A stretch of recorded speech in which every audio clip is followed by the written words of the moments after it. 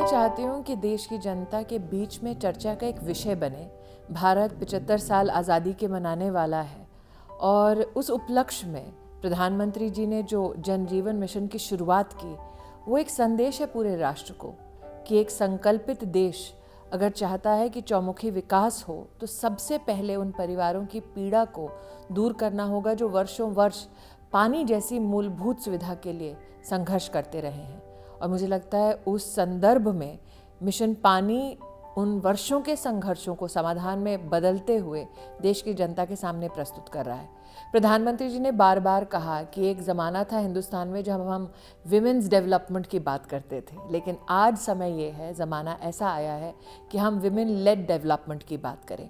और जब women lead development की बात होती है तो निश्चित रूप से जल जीवन मिशन में भी महिलाओं की प्रखर भूमिका होना सुनिश्चित भारत सरकार ने किया है।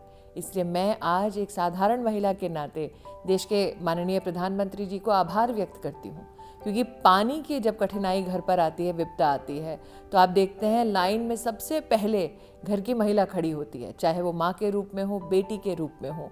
पानी को घर तक खींच के लाने में परिवार की व्यवस्थाओं में महिला ही अग्रिम भूमिका निभाती है। तो इस वक्त जल जीवन मिशन के माध्यम से महिला भी समाधान की दृष्टि से प्रथम श्रेणी में रहे, यही भारत सरकार का प्रयास है।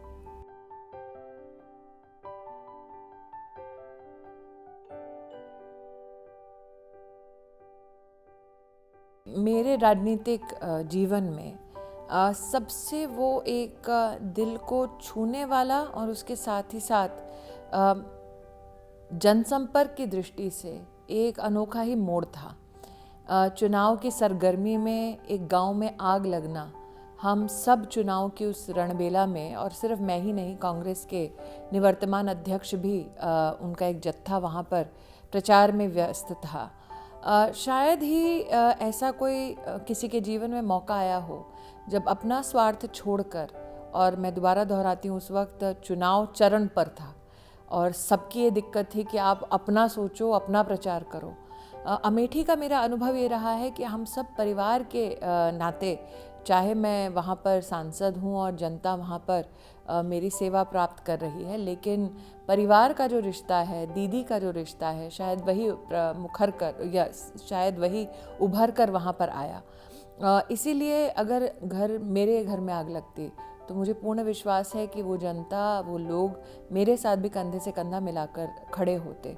इसलिए मेरे लिए ये कोई भी चौंका देने वाली बात नहीं थी। हम सब मिलकर अमेठी में कई समस्याओं को उस वक्त जूझ रहे थे, उनसे संघर्ष कर रहे थे, उनमें से एक ये था।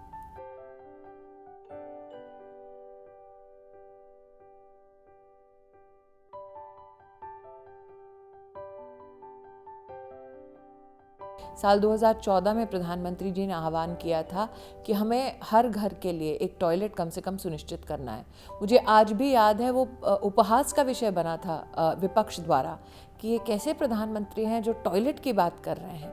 लेकिन जिसने स्वयं संघर्ष देखा है जीवन में, जो स्वयं गरीबी से जूझ कर इस पायदान पर पहुँचे हैं, वो जानते हैं कि एक गरीब के लिए, एक परिवार के लिए ये दो मूलभूत सुविधाएं ही सबसे ज़्यादा मायने रखती हैं। दिन की शुरुआत संघर्ष से ना हो, इसीलिए हर परिवार के लिए टॉयलेट होना सुनिश्चित करवाया प्रधानमंत्री जी ने। देश के इतिहास में शायद इतनी तेज़ रफ्तार से कभी शायद सैनिटेशन का समाधान नहीं दिया गया। 11 करोड़ से ज़्यादा टॉयलेट्स का बनना एक तरफ, दूसरी बात जो एक बिहेवियर का बदलाव आया हमारे देश में टॉयलेट को लेकर, वो भी मुझे लगता है कि अपने आप में सराहनीय है। प्रधानमंत्री जी के आह्वान को स्वीकार कर सैनिटेशन को जन आंदोलन देश ने बनाया, उसके लिए मैं आभार व्यक्त करती हूँ हमारी सरकार की ओर से, जनता जनार्दन का। और ये महिला अस्मिता से भी जुड़ा हुआ है टॉयलेट का विषय, ये हमें कभी नहीं भूलना चाहिए। क्योंकि मुझे आज भी याद है, आप ही के चैनल पर वर्षों पहले जब हम विपक्ष में थे, तब एक रिपोर्ट साझा हुई थी कि जो महिलाएं खुले में शौच में जाती हैं, लगभग 50% ऐसी महिलाओं के साथ बलात्कार या फिर सेक्सुअल अब्यूज़ की घटनाएं घटती हैं। तो सिक्योरिटी की दृष्टि से, महिला अस्मिता की दृष्टि से भी सैनिटेशन एक बहुत बड़ा अपना रोल निभाता है।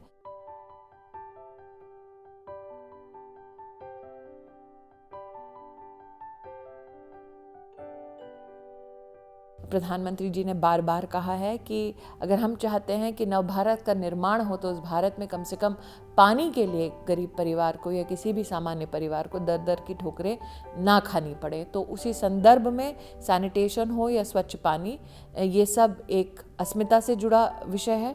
दूसरा, अगर आज मैं महिला और बाल विकास मंत्रालय के संदर्भ में बोलूँ तो न्यूट्रिशन से भी जुड़ा हुआ है।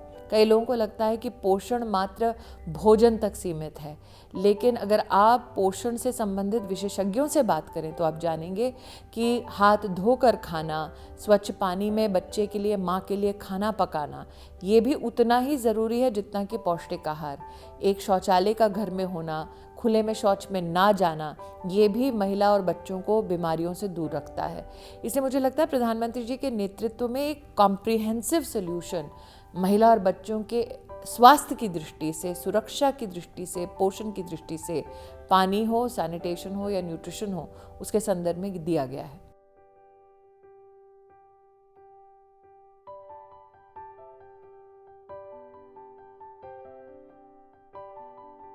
सबसे पहला तो मेरा ये निवेदन है कि आप न सिर्फ घर को स्वच्छ रखें बल्कि आसपास के इलाकों की स्वच्छता में भी अपना योगदान दें। दूसरा, हाथ धोकर खाना खाना। ये एक वक्त था, एक ज़माना था हिंदुस्तान में, किसी भी घर में माँ बिना हाथ धोए ढंग से बच्चे को खाने नहीं देती थी, या फिर माता पिता के साथ बच्चे अगर बैठते थे, बड़ा हो या छोटा, सबको हिदायत दी जाती थी कि हाथ धोकर ही खाना खाना है। इससे कई बीमारियाँ आप अपने आप को उनसे दूर रख सकते हैं। तो हाथ धोकर खाना। तीसरा, आज रिसाइकलिंग के संदर्भ में मुझे लगता है चर्चाओं को और तेज़ करने की ज़रूरत है, स्पेशली अर्बन स्पेसेस में और उन इलाकों में या उन राज्यों में जहाँ पर पानी की एक प्राकृतिक कमी है, उसमें रिसाइकल कैसे आप पानी कर सकते हैं और कैसे, जैसे गार्डनिंग जैसी एक्टिविटीज़ हैं उसमें पीने के पानी का इस्तेमाल ना करें, रिसाइकल्ड वाटर का आप किस तरह से इस्तेमाल करें। मुझे लगता है ऐसी बेस्ट प्रैक्टिसेस जितनी लोगों के बीच में चर्चा में आएगा उतना ही हमारे समाज के लिए बेहतर है। चौथा, मुझे लगता है कि जल संरक्षण का विषय, जैसे ही बरसात आता है अचानक जल संरक्षण एक बहुत बड़ा चर्चा का विषय बन जाता है, लेकिन उसकी तैयारी कुछ महीने पहले अगर हम कर लें, जहां हम रहते हैं वहां पर, अथवा अगर हम किसी शहरी इलाके में रहते हैं तो बिल्डिंग में अगर इस प्रकार की चर्चाएं हो जाएं, तैयारी हो जाए, तो मुझे लगता है लास्ट मिनट आपाधापी नहीं होगी। अगर आप ग्रामीण अंचल में रहते हैं तो पंचायत स्तर पर, अगर ग्राम सभा के स्तर पर आपकी इस प्रकार से चर्चा हो जाए कि आगामी हमारा जो रेनी सीज़न है उसमें कैसे जल का संरक्षण हो सकता है अपने इलाके में, तो मुझे लगता है उसमें सामाजिक भागीदारी भी दिखेगी और इंडिविजुअल कंट्रीब्यूशन भी दिखेगा। स्वच्छता और पानी।